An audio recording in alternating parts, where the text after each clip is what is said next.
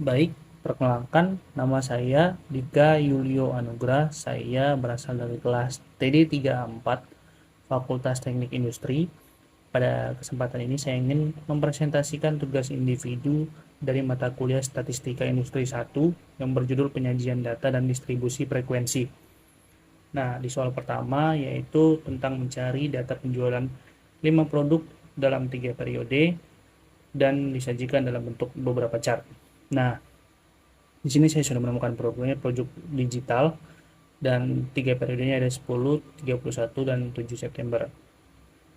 Saya juga menyajikan data harga, data penjualan ataupun transaksi. Namun dalam eksekusinya saya hanya menggunakan data penjualan atau transaksinya saja. Untuk menyajikannya kita harus menggunakan Excel. Saya sudah pindahkan ke Excel data tebalnya. Data ini disajikan dalam bentuk beberapa chart seperti pie chart, bar chart, ataupun Pareto chart.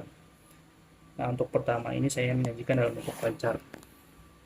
Pie chart berfungsi untuk menunjukkan proporsi atau persentase di setiap bagian terhadap keseluruhan data. Untuk membuatnya gampang sekali, tinggal di blok saja setiap produknya, lalu tekan kontrol untuk menambah blok, lalu kita pindah ke penjualan ataupun transaksinya.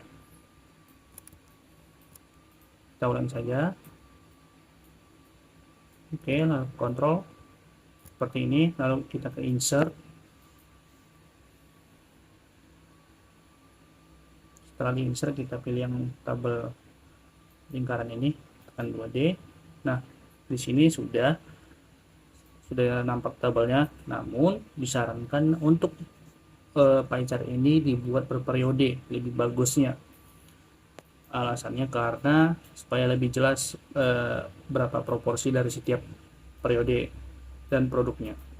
Ini kita buat saja judulnya, kita ganti seperti ini, 10 Agustus 2025. Nah, seperti ini bentuk satu periode. Nah, di sini belum kelihatan berapa persennya dan bagian mana saja produknya. Untuk menambahkannya gampang, kita tinggal pilih saja seperti ini. Nah, di sini sudah kelihatan persennya dari setiap produk. Bitcoin paling besar 58%.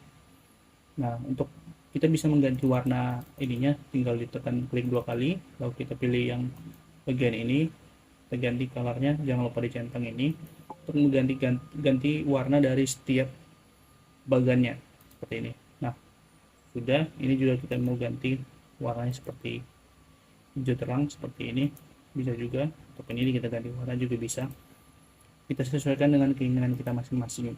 Nah, seperti ini. Nah, di setiap ini juga kita bisa menunjukkan berapa sih nilainya itu, value-nya seperti ini, tekan ini. Nah, kelihatan di 58% itu ada 64 juta dolar. Nah, seperti ini. Kembali kita sesuaikan saja dengan keinginan kita masing-masing. Nah, lalu kita bisa untuk jika kita ingin menarik persennya ini keluar, bisa supaya dia ada lengket begini. Nah, ini legend key, kita checklist saja seperti ini. Nah, kelihatan yang merah itu Bitcoin ada di sini. Jadi kita memisahkan ini bisa, kita pisahkan seperti ini dari persennya ke produknya bisa. Nah, ini kita pisahin dulu. Kita klik saja semuanya. Nah, ini legend key. Nah, kelihatan ya datanya. Nah, sudah. Kita bisa juga memutar data ini atau memotong sebagiannya, kita jauhin jaraknya seperti ini. Ini untuk memutar, ini untuk menjauhinya. Nah, seperti ini untuk memisahkan datanya. Mungkin itu saja untuk pie chart. Oke, untuk yang berikutnya adalah bar chart untuk penyajian datanya. Cara penyajiannya seperti ini, kita blok kembali lagi produknya, 5 produk kita blok, lalu kita blok juga dengan penjualan transaksinya. Kita ke menu insert, kita pilih yang ini, Nah, ini sudah kelihatan ya teman-teman. Nah, di sini di enaknya kita pakai bar chart itu kita bisa membandingkan setiap periodenya. pertumbuhan setiap periodenya dari setiap produknya. Lah, caranya seperti ini. Kita copy saja periode yang berikutnya, kita copy, kita pergi ke grafiknya, kita pilih paste ke sini. Nah, ini sudah kelihatan ya, periode kedua ditandai dengan warna oranye, periode pertama warna biru. Kita masukin semua dulu periodenya, kita masukin semua.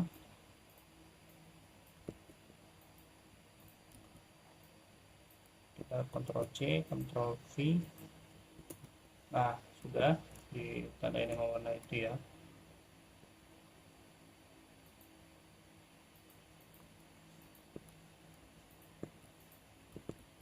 Kembali, belum terbox semua tadi dia.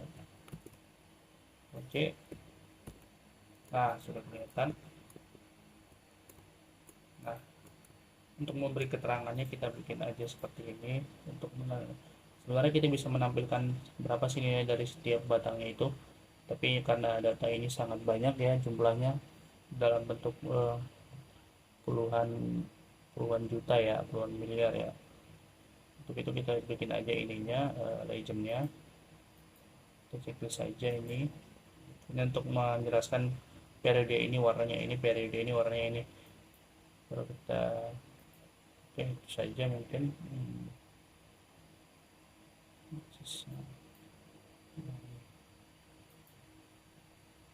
Nah, seperti ini saja.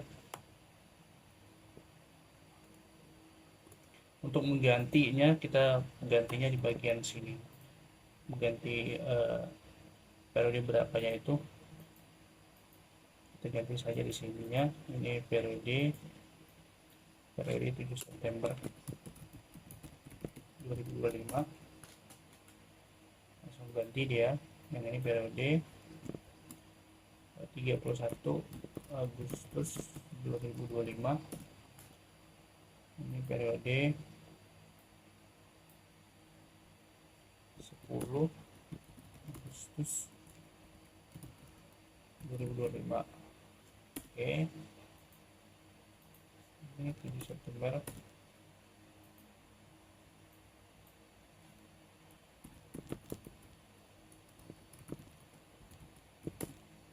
Nah, seperti itu udah kelihatan ya teman-teman. Untuk lebih rapi lagi kita kasih jarak aja. Nah, seperti ini.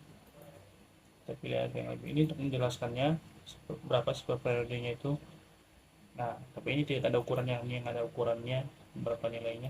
Tapi harus kita matikan data labelnya supaya tidak terlalu kelihatannya, tidak terlalu ramai. Berikutnya adalah Pareto chart. Cara membuat Pareto chart adalah kita harus urutin dulu data penjualan per periode dengan produknya. Caranya begini, di blok semuanya, kita menuju ke data, kita short, terus ini kita pilih penjualan transaksi, kita urutin dari yang terbesar hingga yang terkecil seperti ini. Sudah, lalu kita cari persenannya dari masing-masing nilai penjualannya. Caranya sama dengan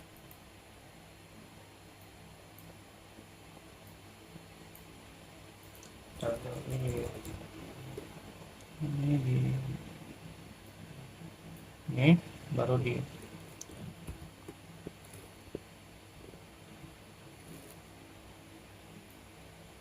pokoknya semuanya. Nah, begini caranya, dikasih dolar dulu, dolar,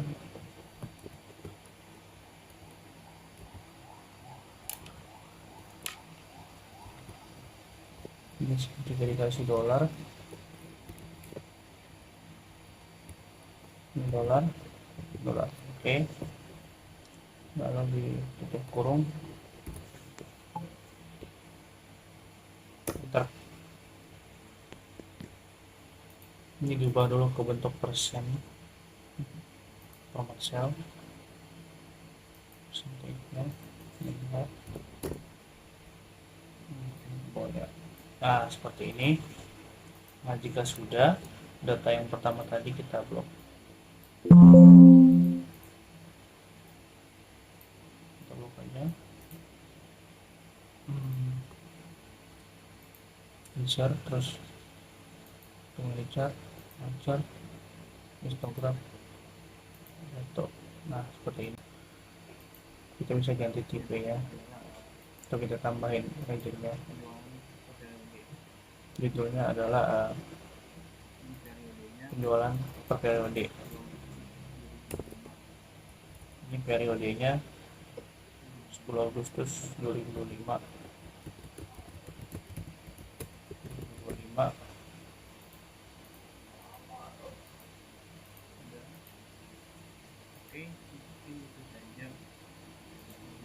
Udah. Oke, mungkin itu saja. Baik, untuk analisa singkatnya dari pie chart adalah dari diagram ini, dari grafik ini, pasar dikuasai oleh Bitcoin atau BTC, didominasi oleh Bitcoin. Namun Bitcoin di tanggal 7 September sedikit melemah, turun hingga menjadi 49%, dan Ethereum itu naik dari 32, 33 ke 35. Solana tumbuhnya stabil, tumbuhnya sedikit-sedikit, dan untuk Dogecoin dan BNB itu naik kecil-kecil. Dan untuk bar chart itu total transaksi turun tajam, kelihatan dari sini, dan dari 112 miliar menjadi sekitar 82 miliar. Meski total menyusut, Ethereum dan Solana dan BNB itu meningkat, menandakan ketahanan relatif terhadap pelemahan nilai total transaksi. Dan untuk Pareto chartnya itu pasar menyusut tajam, namun konsentrasi tetap tinggi di Bitcoin, dan Solana konsisten memperbesar pasar. Dari naik ya, Solana di sini kelihatan tuh, dari 1, 6, 1 dan 4. BNB dan Doge fluktuatif dan berkontribusi kecil, naiknya namun kecil. Itu saja untuk analisanya. Soal yang nomor 2, di sini saya ditugaskan untuk mencari 2 variabel data dalam 10 periode. Ini saya sudah mencari datanya, yaitu tentang nilai tukar rupiah dan suku bunga dalam beberapa 10 periode. Ini saya menyajikannya dalam bentuk Excel. Untuk penyajiannya kita menggunakan histogram chart dan scatter chart. Dalam penggunaan scatter chart itu berfungsi untuk mengetahui sumbu X dan Y, atau untuk mengetahui hubungan keduanya. Caranya seperti ini, di blok saja semuanya, lalu kita pergi ke insert, lalu kita pilih saja yang ini seperti ini, kita tambahin keterangan aksesnya. Ini adalah nilai tukar rupiah, ini adalah nilai suku bunga dalam bentuk persen seperti ini. Nah, sini sudah kita bikin keterangannya. Untuk mengetahui tingkat kenaikannya, kita bikin garis layer 9. Kita klik dua saja.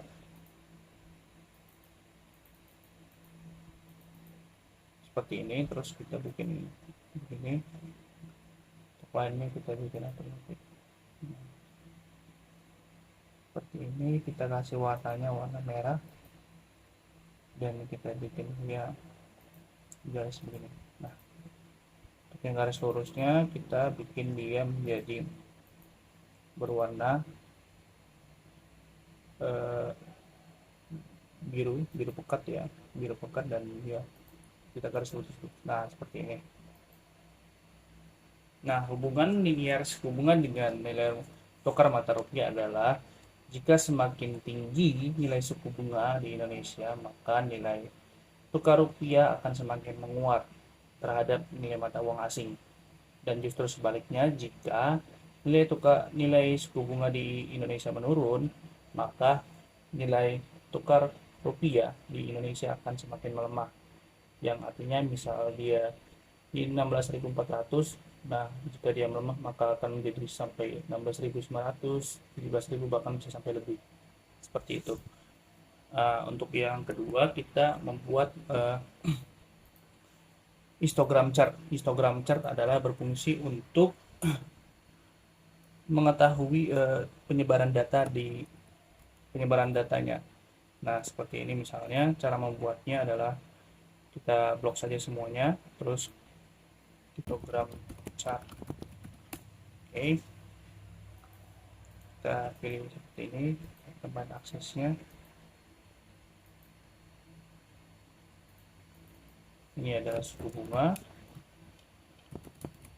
dalam kurung, kita pakai persen. Ini adalah nilai tukar mata rupiah.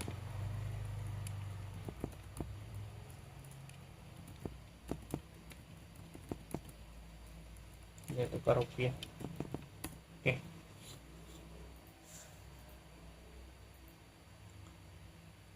Nah, untuk caranya di histogram chart ini adalah kita, nah seperti ini. Ini adalah histogram chart atau penyebarannya. Kita bikin garis batasnya adalah, untuk garis batasnya kita buat seperti ini, lurus saja, kita tebalin menjadi 21 titik. Kelihatan ya batasnya, kita ganti warna batas warna hitam.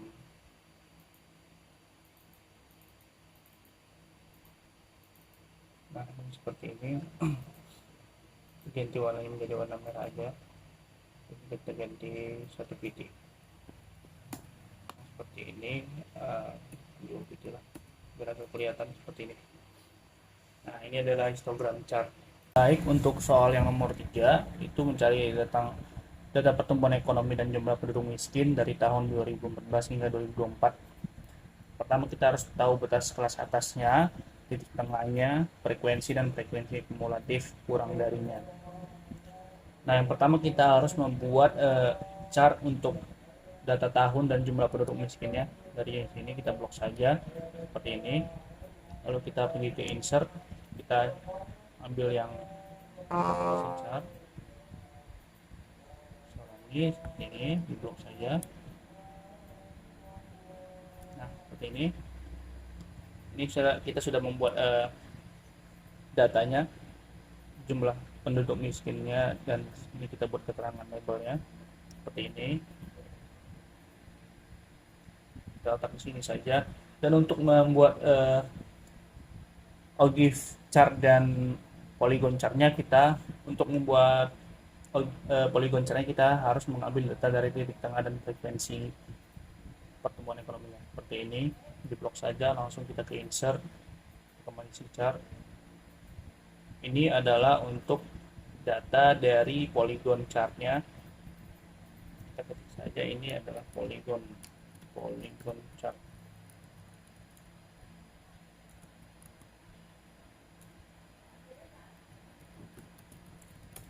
Oke, polygon chartnya.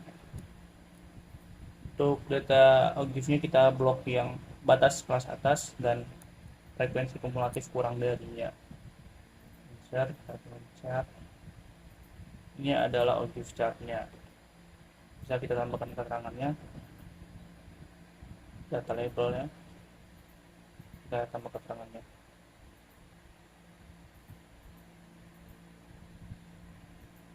Oke, ganti jadi OGIF chart.